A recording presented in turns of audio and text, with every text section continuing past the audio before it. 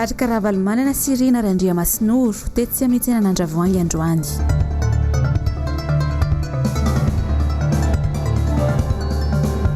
Ponina Ambotrimanjaka mitaky ny amoahana na manizy ireo voasambotra.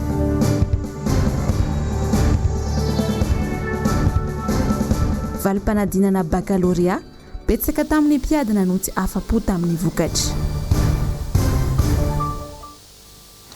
Manantra ny rabo ambambiro rintsona ireo tompokilasy tombovavy ary manasa ihany koa anaraka ny vaovao eto amin'ny fahitalavitra MBS. Ny toy androany ny etsika izay anataon'ny ponina teny Ambotrimanjaka sy Ambodrapeto ary na nisy aza ny mpitandro filaminana tonga teny an-toerana dia tsy nasakana ny fihetsiketsehana nataon'izy ireo izany satria mazava ny foto-kevitra ijoroany reto ponina reto dia ny fiarovana ny tanindrazany tsy hototofana. Lorette Berton no mitatitra ny vaovao amintsika, sariny Manu Randremalala. Takin'ny ponina ao Ambotrimanjaka, Ambodrapeto ary Anosibe izay vola sy ny manodidina ny amoahana ny naman'izy ireo izay nosamborina tsy amin'ny antony tamin'ny arivany alakamisy 17 Oktobra teo. Tsy hijanona ny tolona ataon'ny ponina manohitra ny fanotorana ny lemaka eny Andrefanantananarivo iny raha tsy miala tanteraka eo ny fitaovan'ny orinasa izay mikasa hanao ny fanotorana. Ny amaro ny olona nanatevin-daharana ny tolona ny maraina ny sabotsy 20 Oktobra teo. Fa ohatra zao orana natongavantsika eto zao natongavan'ireo sandary reo mba nanontany an'le chef mba ndresaka tamin'le chef inona navaliny aho ozy nareo henoko ny teninao nenozy izy fa ampidiriko ato dia avoaka ato ariva samboriny le olona nandalo mpanokona brikateria nalainy voalohany indrindra avy eo indray nalainy ny avetsy tanàna avy ny asa nalainy indray ankizy tsy maninona mipetraka tsara nalainy indray konkoa ny anankiray izay mahevatra an'le aty narary ny fonay ariva asa raha ahoana tsy fantatra fa ny andro efa ariva tokony izy anaja tena fa tsy amin'ny andro alina ny tsofoka aty amin'ny kareran'olona na poka n'le zavatra tery ahoana kosa moa tsy ho taitra vao mipoka ny teny ny hetsika an'izay ny olona fantatrareo tsara angamba ny hetsy-bahoaka sy ny fon'ny malagasy fa izay izao ety izao tsy olona ankaramaina tsy olona mpanofa fa reo olona hitanareo rehetrarehetra reo ponina ety mivelona amin'io Ambotrimanjaka sy Ambodrapeto daholo fa tsisy vahiny zany zao zavatra atao zao tsy mety namanay mbola mihidy ihany ka raha ohatra hoe manomboka izao masinandro androany zao ny namanay ny avoaka dia mijanona konkoa ny asa rery miala daholo ireo fitaovan'ireo dia mijanona ny tolona fa raha mbola eo konkoa reo ka mbola tsy mivoaka ny namanay dia mitohy foana ny tolona taninay tsy amidy na hitondra vola ray kontenera isa-trano anay ary izy tsy amidy ny taninay tsy atakalonay zay koa tsy tia mihinana vary fotsy zay efa zatra mihinana vary gasy zany dia hotsorina anareo ary ny filoham-pirenena mihitsy ny teny tao amin'ny tenin'ny fahasivy hoe isika tsy hanafatra ny velantsony fa anondrana indray ka ny tany ary ty hototofany inona naondrana eo aizy ireo vahoaka madinika tsy mandady arindreo ny hipetraka any an'inona ny manana tany eritseretana izy hoe amin'ny rananay maninona rano izy manao afindra toeran-kafa ny tanamasango tsisy mandany zany ange fa mba afindra toeran-kafa tsy aty amin'ny tany mamokatra aty reto foto-drafitrasa reto zany mila alana eto fa tena mijanona tanteraka ny tolona fa raha mbola eo reo dia mbola hitohy foana io tolona io satria raha vao tafidy teto zany io pombele io dia efa tsisy azonay atao tsony fa milohan'ny nanamboarana an'io zany zay dia mbola amin'ny tolona foana zay ary zay tsy anaika hatramin'ny farany zay satria io ny tanindrazanay teo ny ray aman-dreny be anay no mivelona taloha teo ny ray aman-drenonay ary zay mbola eo konkoa tsisy zavatra azonay atao any Abevoay. Zay Andriamatovoloha aza barabarainy zany taninay tsy amidy ampy anay vary gasonay metezonareo amin'ny toeranay fa raha olona miaina milamina aty no korontanina hoe atao kolonia afindra Abevoay tsy manaiky na inona fa alovana velan'razanay io iainanay sy ny taranakay fa aza barabarainy zany zahay ajanony ny velo-ranonao afindra toeran-kafa fa aloha ny vahoaka n'Ambotrimanjaka iaina milamina matoa zay tompoko tonga eto ohatran'izao marobe ohatr'izao dia tsy teo anatin'ny voakaramara politika mihitsy zay fa miaro ny taninay hatramin'ny farany zay herinay mihitsy no entinay miady eto fa tsy voakaramany aty sy ny eroa zay fa ny taninay hatramin'ny farany no arovanay satria teto no nabotrabotra anay dia miaro hatramin'ny farany zahay. raha tamin'ny andro ny dadany dadabe raha nisy ary ny fitolomana tolona ho amin'ny firenena zay le izy ary zay a tsy mpanao politika na miditra afera politika fa kosa nijoroanay dia nytanindrazanay satria tonga n'le teny hoe tsy miteny zay dia ararotona ka mbo ataovy tsara tonga niny Andriamatofoloha zay tsy manongana fa kosa nytaninay zany ny anay tsy azo totofana zay ny tena marina tsy azo totofana satria taony ny atsembohan'ny dadabe anay taony ny atsembohan'ny bebe anay taony ny atsembohan'ny dadanay ka tsy mety an'izany zay. Ny antrana teny toerana ihany koa ny mpitandro ny filaminana maromaro nandritra ny hetsika izay nataon'ny mponina teny Ambotrimanjaka io ny fampitazana ary samy tsy nisy niala izy ireo nandritra izany tapany maraina izany. Tsy hivina fa sivy ireo olona voasambotra nandritra ny hetsy-bahoaka teny Ambotrimanjaka ny alakamisy lasa teo, 4 avy amin'ny commune Ambotrimanjaka ary 5 avy amin'ny commune Ambohidrapeto. Raha ny loharanom-baovao dia hiakatra fitsarana izy ireo amin'ny alatsinainy ho avy izao. Fa mitoetrany kosa ny fidinana ifotony izay ataon'ny filoha nasionala ny antoko tiako Madagasikara Andriamatoa Marc Ravalomanana teny amin'ny tsenan'Andravoangy no nandehanany androany ary nandritra an'izany no nampahafantarany ny kandida ben'ny tanàna tolotry ny antoko tiako Madagasikara eto amin'ny commune Antananarivo renivohitra dia tsy izany fa Rina Randria Masonoro. Jessica Miray no mitatitra ny vaovao sariny Mano Randriamalala. Teny amin'ny tsenan'Andravoangy no nandroizany filoha nasionaly ny antoko tima ny fitetezana fokontany eto Antananarivo androany nampahafantatra ny kandida Rina Randria Masonoro. Toy ny teny Mahamasina sy ny manodidina iny dia anisan'ny mampiavaka ny antoko tima sy ny filoha nasionaly ny antoko hatramin'izay ny firaisana amin'ny vahoaka. Mbola hita taratra eny amin'ny rotontan-trano ny fifampitokisana nisy hatramin'izay. Midina mijery ny fahasairana ny mpona eny fotony ahafahana mahafantatra ny vahaolana sy ny paikady entana ampandrosoana.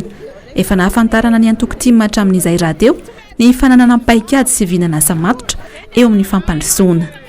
Tsy ny salasala raha teo ny mpivarotra tao amin'ny tsenan'Andravoangy nitondra ny manahirana azy ireo. Tapitra voatety avokoa ny mpivarotra tao amin'ny tsenan'Andravoangy, niainga tamin'ny mpivarotra legioma, hani-masaka hatramin'ny kafe sy mofo. Tsy ny salasala fa avy hatrany dia nitafa tamin'ireo vahoaka ny antoko tima tarihin'ny filoha nasionaly Marc Ravalomanana sy ny kandida Rina Randria Masonoro miaraka tamin'ny solomavam-bahoaka feno Ralambomanana.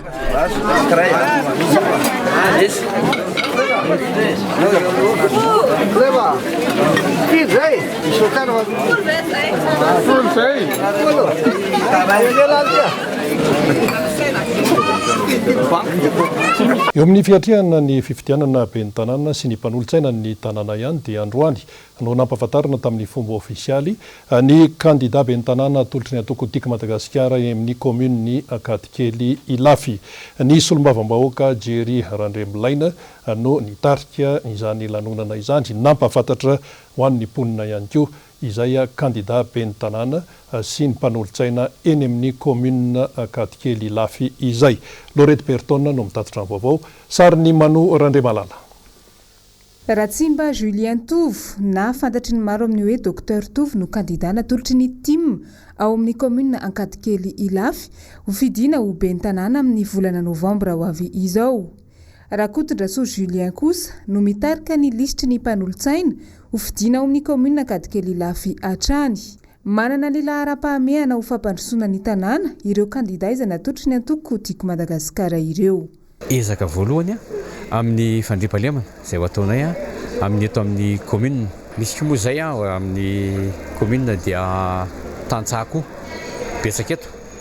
Dia ny famezona azy ireny amin'ny Masomboly, ny Zezika, ny Fanorolalana sy ny Torolalana amin'izay amokarana be indray ka ahavitana tena sy ny boribory koa ny fiainan'ireny tantsara eny eto amin'ny commune Katikely. Ny folakandro ny sabotsy 20 oktobra 2022 no nanolorana azy ireo tamin'ny fomba ofisialy tao etsy Katikely. Ny solombavambahoaka Jerry Randriambolaina no tompon'andraikitra voalohany mitantana ny distim ao Avaradrano izay nampahafantatra ireo kandida natolotry ny antoko TIM ireo. No amafisiny tamin'izany fa tokana ihany ny kandida natolotry ny TIM ao Katikely Ilafy dia i Dr Tovo ho an'ny kandida ho ben'ny tanàna ary Rakotondraso Julien kosa no mitarika ny lisitry ny mpanolo-tsaina ao ankadikely lafy. Misy zany olona hafa na atoko politika hafa mihitsy ary indrindrandrindra ihany koa ireo hoe milatsaka ho indépendant izay mitonona fa natolotry ny tiako Madagasikara dia ampisantoka ary zareo reny fa tsy misy afa-tsy ireo candidat izay natolotra ary voatsodrano avy any président Marc Ravalomanana hitondra ny fanevany tiako Madagasikara izay hitantsika aorianareo misy ihany koa ilay sarin'ny candidat fa andraitanana président Ravalomanana zany reny ihany zany no natolotry ny tiako Madagasikara. Nandritra io fotoana io ihany koa no nanararaotra nanao tatitra tamin'ny mponina teny an-toerana ny solombavam-bahoaka Jerry Randriambolaina tamin'ny zava-bita sy ny vinany antoko tiako Madagasikara. Fa ho an'ny commune Sapotsinamehana kosa dia Rahalambomanana Norbertin no candidat ben'ny tanàna izay atolotry ny antoko tiako Madagasikara. Mampiavaka azy ny efa fahafantarany tsara ny marary ny Sapotsinamehana satria izy efa ben'ny tanàna tao tany aloha. Fanazavana avy hatrany.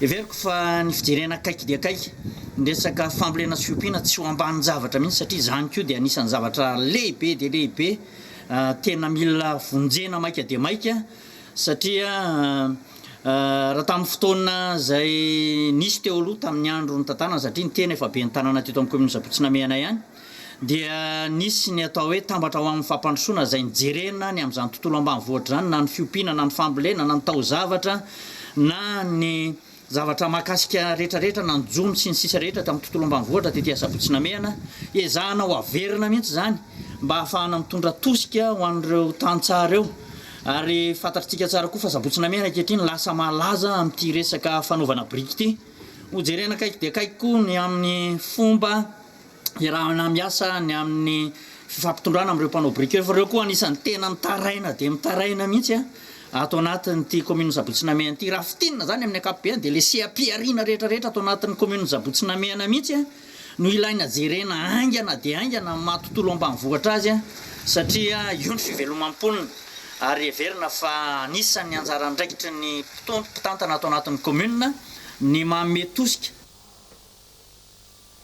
Fa ho an'ny candidat ben'ny tanàna atolotry ny tiako Madagasikara ny BNJ kosa dia tsy voninahitra na seza no nanosika hirotsaka ho ben'ny tanàna zany fa fitiavana ampandroso an'izany tanàna izay niaviana izany. Nisongadina zany tamin'ny tafa ny fanaovana tamin'ny mpanao gazety androany. Mirado Rabenjamina no mitatitra ny vaovao amintsika sarin'ny Trankanloy Mathieu Prince.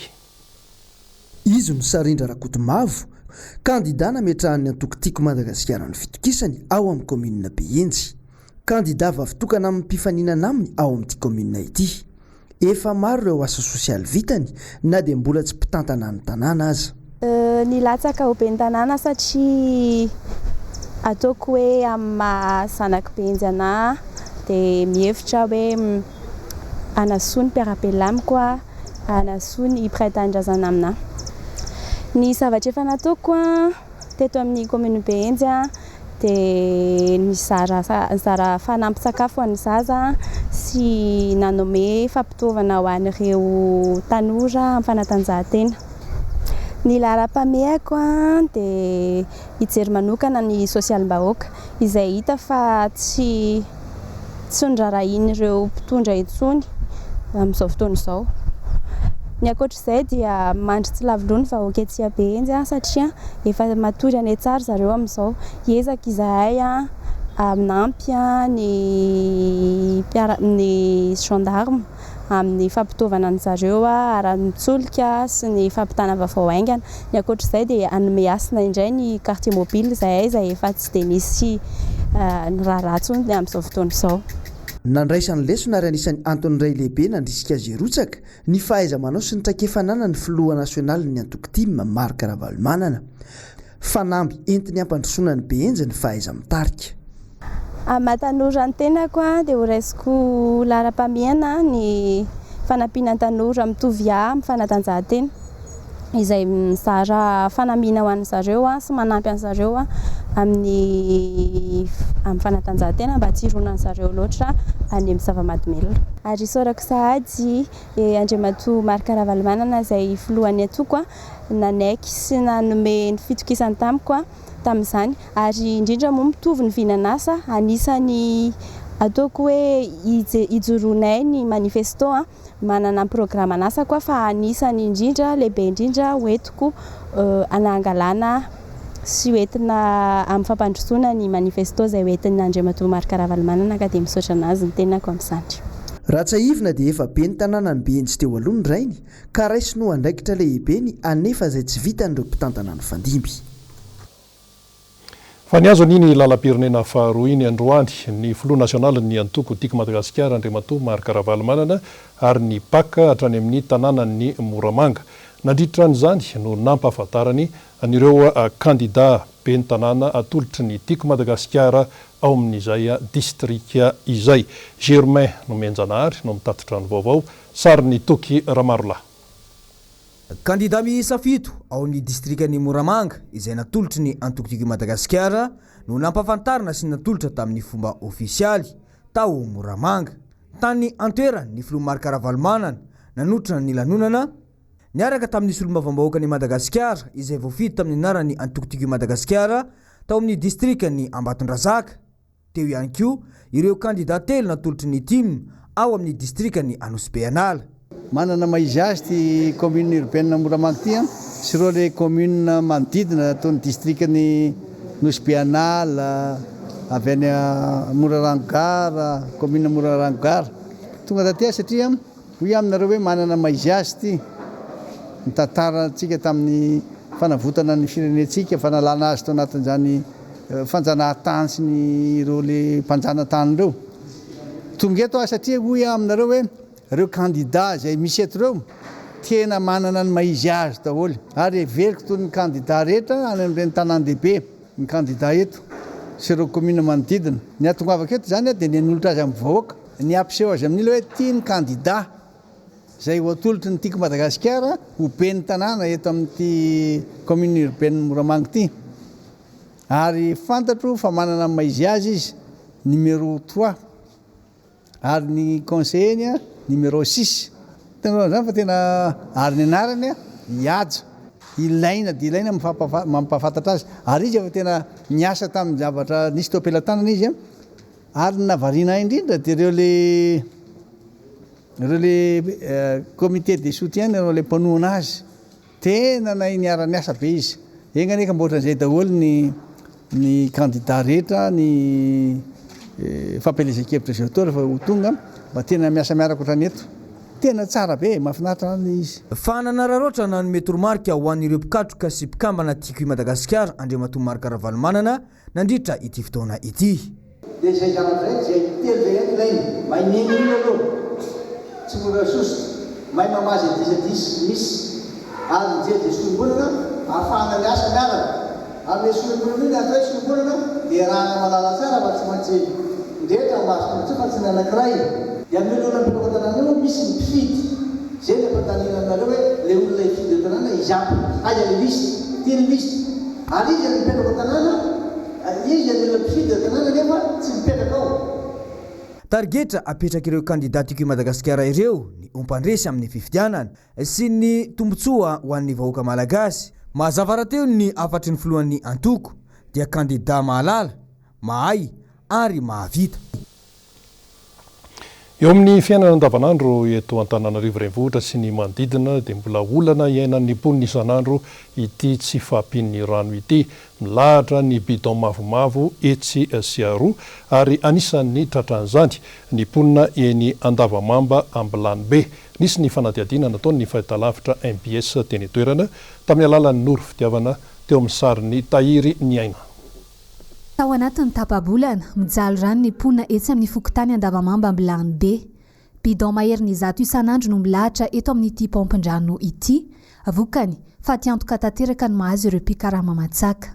na fidiram-bolanay ary lasa mihena zany satria le pompe milahatra be raha tokony hoe mahazo eo amin'ny 5,000 androany dia lasa atsasan'izay satria tsy vita le ranon'olona dia izy zany ranon'olona zany misy tsy vita foana na amin'ny arivo ary satria le bidon milahatra be dia averina any amin'ny tompony fotsiny le bidon fa ny azo amonjena anazy zany dia ohatrany hoe 2 bidon na 4 bidon raha misy simy be an'olona zany tokony ho fenoana dia tsy vita le izy zay no tena mijaly rano mihitsy loatra amin'izay hoe fa isan'andro san'andro any amin'ny 5 milahatra maka rano amin'ny efa any amin'ny ty rano efa mahazo rano zay vao mahazo rano dia amin'izay karamanay zany tokony hoe ampakarina kely ny karamanay amin'izao tokony hoe mba any amin'ny 700 any zany karama tay any ny bidon ray fijaliana mihitsy le rano satria le misy pompe maty azy dia mafindra ty daholo le olona fa taloha izy ohatra ny antontonony any le filarina teto dia eto zao ny amin'ny 4 maraina efa milahatra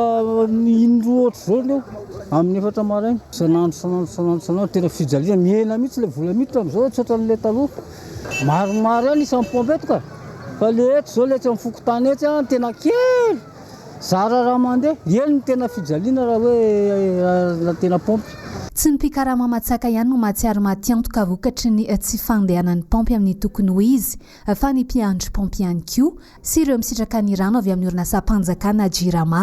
Mpiandry pompy ny asako dia milahatra izay tena mijaly rano mihitsy ny olona aty satria milahatra be aty nefa ny vidiny izay manenjika versement nefa n'ilay izy milahatra be dia manjary tsy satra le versement misy ary fo amin'ny 4 maraina mandahatra bidon. Fangatahndreo-pona ny ijerena vahaolana momba ireny pompy tsy mandeha ireny intsony hialana amin'ny olana goavana toy izao.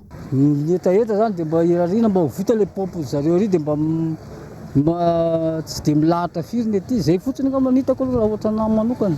Tanentanay zany tokony mba hoe amboarina zany le pompony zareo eny andrefana eny dia mba misokatra dia mba vitsivitsy miverina tamin'ny teo aloha zany le filaran'le bidon.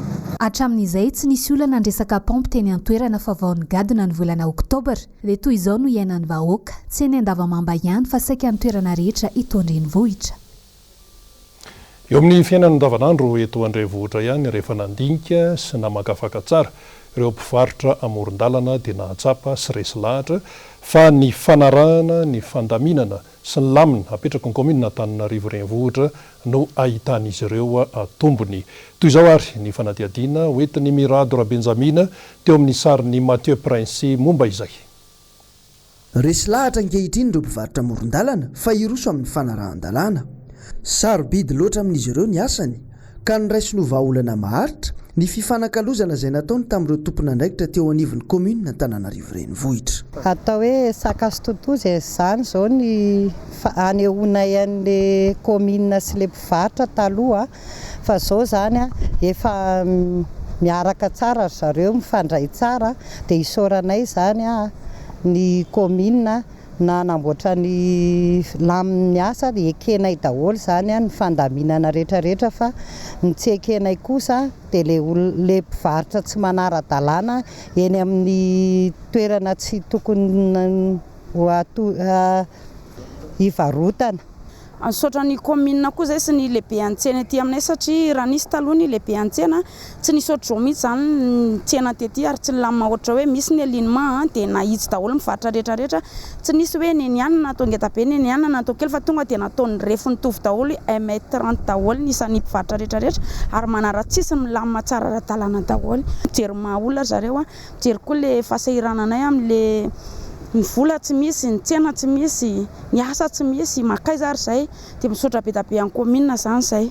Isaorana be da be zany ny komina eto Antananarivo renivohitra sy ny arrondissement izay moa eto amin'ny 4e arrondissement dia tena hoe nisy zany ny fitsinjovana anay madinika dia nisy koa ny famondram-po dia navelan'ny zareo izay maka sisiny tsara mivarotra amin'ny sisiny amin'ny toerana rehetra izay azo hivarotana fa na ny aterabe zany ny hoe tsy navelan'ny zareo mivarotana dia izay tsy manohatra an'izay fa manaiky ny fandaminana. Taloha dia mivarotra sy ny komina dia mifampakahala mifanenjika foana zany kanefa ny amin'izao fotoana izao dia lasa nisy ny fandaminana ataon'ny komina teo aminay mpivarotra. Ka rehefa nisy fandaminana dia eo amin'ny alignement zany izay afaka mivarotra fa maka sisiny ary misy koa le toerana tsy azo ivarotana zay zany dia tsy manohatra le toerana tsy azo ivarotana fa kosa makasitraka le toerana zay mena aliny maka afahana varotra zany zay ary vonina ny anaty zay gataka zany zay mba ho tafiditra tena ao anatin'ny ara-dalàna le fandaminana zany ny mpandeha tongotra afaka mandeha eny amin'ny mpandeha tongotra mivarotra afaka maka sisiny dia fisaorana lehibe indrindra ho an'ny commune sy ho an'ny lehibe an-tsena. Ho an'ny anivo ny boriboritany fahaefatra kosa dia ahitana fahombiazana ny fiarah-miasa amin'ny ireo orinasa tsy miankina. Manamarina izany ohatra ny fandorana fitaovana maro samihafa nataon'ny orinasa Filatex ho an'ny boriboritany fahaefatra. Dia ho arahantsika ny fanazavana momba an'izay. Fanomezana fitaovana birao, seza, banc ho an'ny boriboritany fahaefatra. Dia antony behetsika dia tsotra be misy fangatahana moa zany avy aty amin'ny boriboritany fahaefatra mba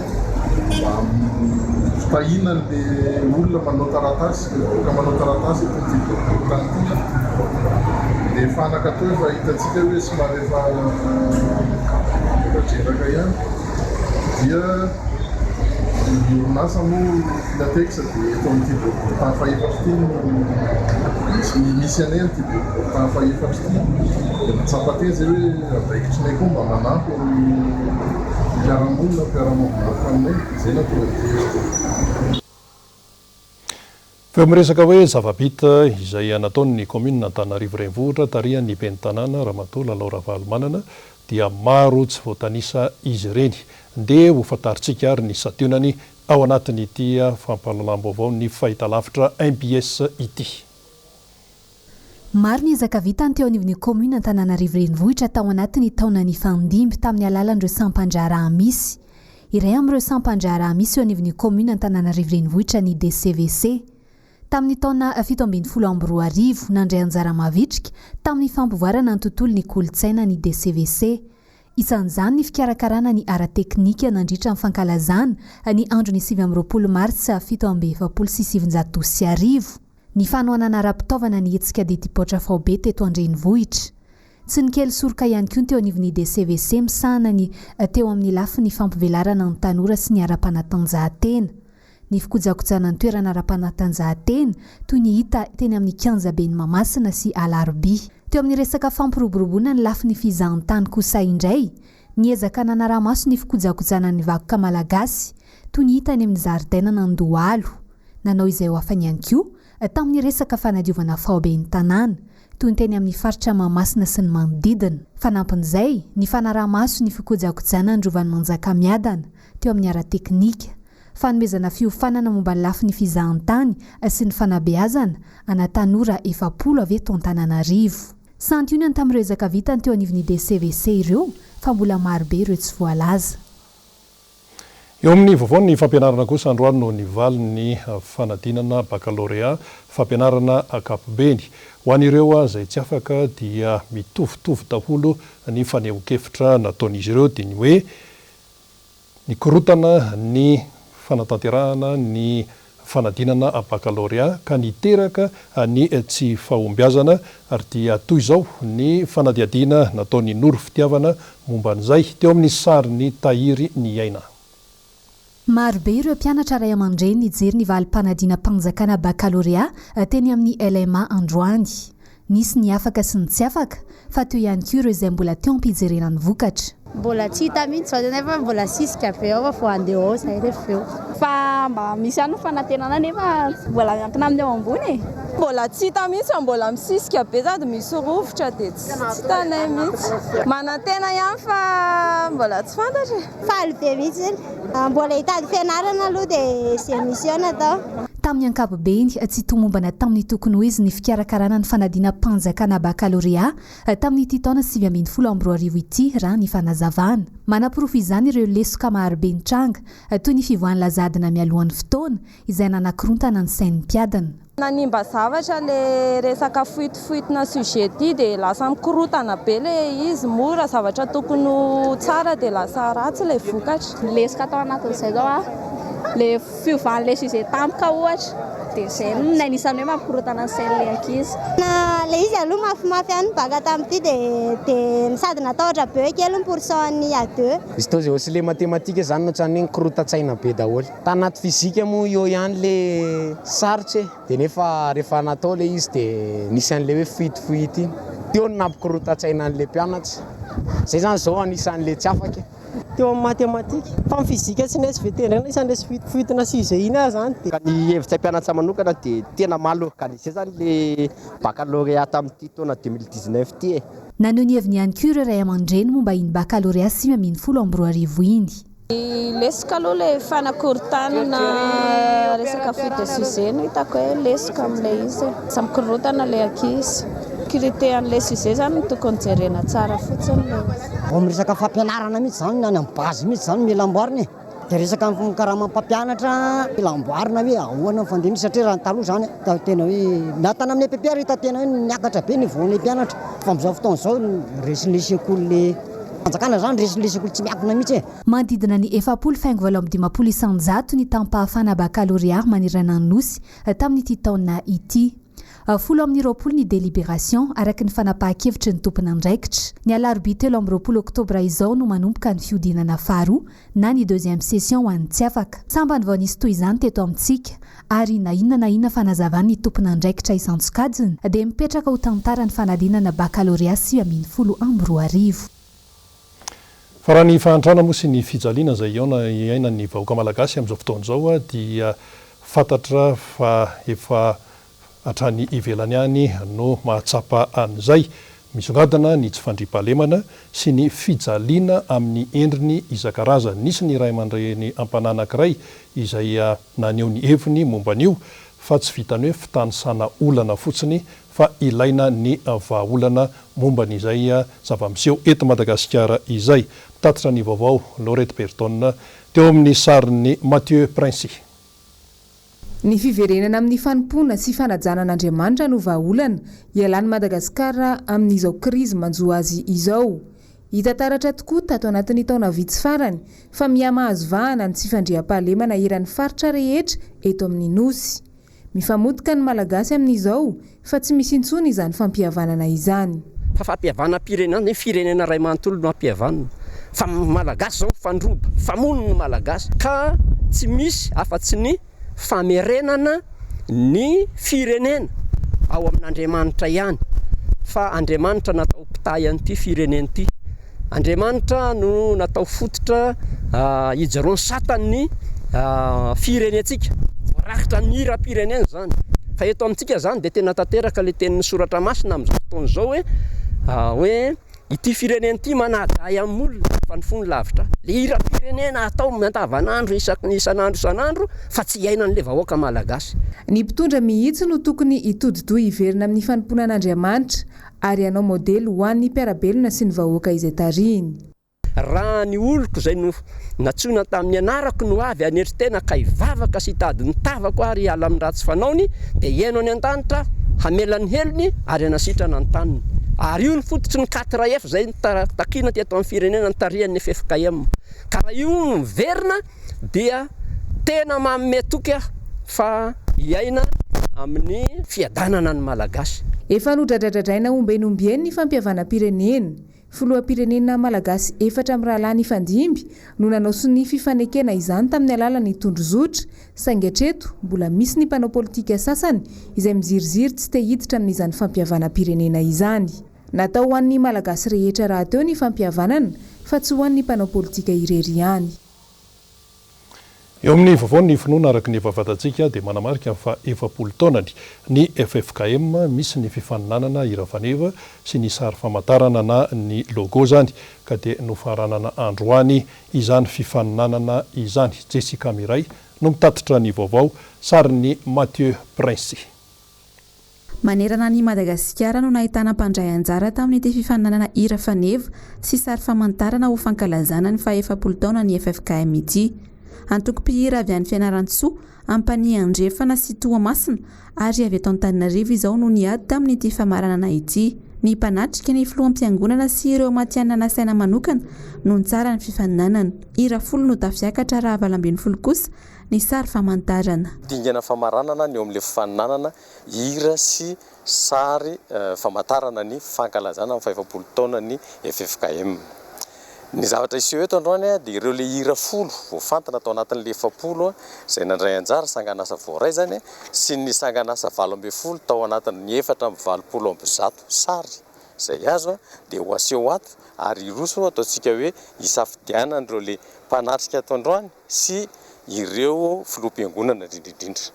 Dia izay vokatra azo amin'izay zany no akambana misy isa namen'ny mpitsara famatianana, misy isa omena ny mpanatrika eto, misy isa amin'ny filoam-piangonana, dia izay vokatra azo izay dia ivoaka eto zany iza ny voalohany, iza ny faharoa, iza ny fahatelo.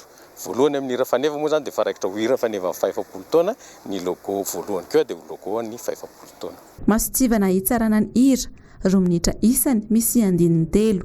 Ho an'ny sary famantarana kosa, ahitana ny teny faneva ary loko tsy mihoatra ny 3. Omena valisoa avokoa ireo 3 voalohany na hira faneva na ho an'ny sary famantarana. 10 sy 2 tapitrisa ariary ny voalohany, 2 tapitrisa ariary ny faharoa ary 10 sy ariary ny fahatelo. Ny volana Mei 23 izao no ivon'ny fankalazana ny 40 taona ny FFKM ary ny Septambra 23 ny famaranana.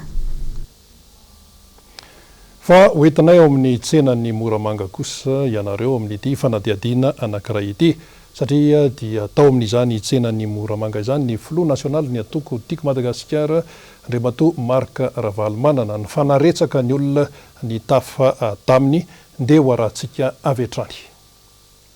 Vahoaka fentsika no ny tsena an'Andriamatoa Marc Ravalomanana raha vao nidina tao Moramanga tsena. Tsy ny olon-dehibe ihany no te hitafa sy hifankahita aminy fa hatramin'ireo zaza madinika. Nisy hatrany ny fifampitafana tamin'ny filohan'ny antoko Madagasikara sy ny mponiny Moramanga ary ny mpivarotra teny an-tsena.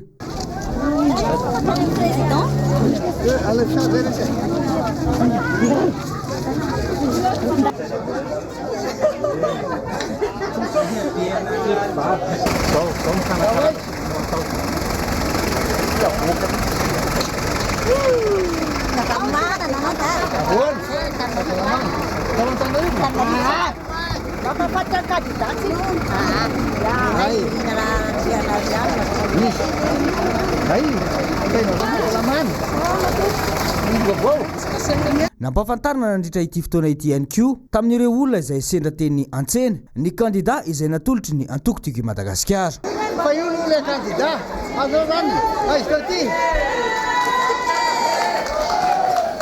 numéro 3. Dia izay ihany koa no nentsika namarana ny vaovao teto amin'ny fahitalavitra MBS isaorany ianao naharitra hatramin'ny farany. Samy tahin'Andriamanitra veloma tompoko.